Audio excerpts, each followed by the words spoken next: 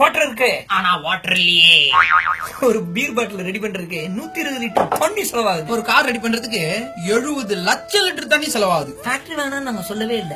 இவ்வளவு லிட்டர் தண்ணி செலவு பண்ணி ஆடம்பரமா ரெடி பண்ணக்கூடிய ஃபேக்டரிஸ் எங்க ஊர்ல வேணான்றோம். இந்த ஃபாரினர்ஸ் இருக்காங்களே, மொர்ரை மூசா, சரியான ஆள். அவங்க ஊர்ல இருக்க தண்ணி எல்லாம் பத்திரமா லாக்கர்ல வச்சுட்டு நம்ம ஊர்ல இந்த மாதிரி வேலையெல்லாம் முடிச்சிருது. அப்ப நாங்க தண்ணி எங்க போவோம்? கேட்டா மேட் இன் இந்தியா. கடல் நீரை குடிநீர் ஆக்கிடலாம். Desalinization is the best thing he is saying. கடல் நீரை சுத்தமாக்குறோம் சொல்லி ஒதுக்குற அமௌண்ட் எல்லாம் சுத்தமாக்கிறாங்க. சுத்தமா மழை தண்ணி வந்தது, அதெல்லாம் மொத்தமா விட்டுட்டோம். குஜராத்ல வெறும் 42 சென்டிமீட்டர் மழை பெய்யுது. அதை வச்சு ஒரு வருஷத்துக்கு தேவையான தண்ணி அழகா பிளான் பண்ணிக்கிறாங்க. ஏன்னா பக்கா பர்மிட்டான water management.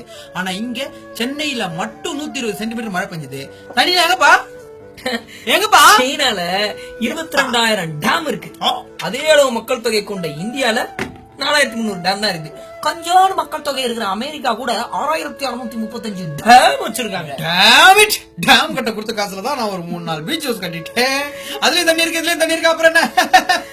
Hydro carbon project அப்படின்னு சொன்ன உடனே விவசாய லேண்டா இருந்தாலும் அடிச்சு புடுங்குறீங்கல்ல. மேம்பாலம் கட்டணும் அப்படின்றதுக்காக கல்யாண மண்டபத்தை போய் சைட்ல கலாய்க்கிறீங்களா? மெட்ரோ ரயில் ப்ராஜெக்ட் வந்த உடனே குழந்தைங்க விளையாடுற பார்க்கா இருந்தாலும் பரவாயில்லன்னு சொல்லிட்டு பட்டையை கலப்புறீங்கல்ல. அப்புறம் என்ன? குளம், குட்டம், ஏரி இந்த மாதிரி கட்டி இருக்கிற காலேஜ், பஸ் ஸ்டாண்ட் எல்லாம் அடிச்சு தூக்கு.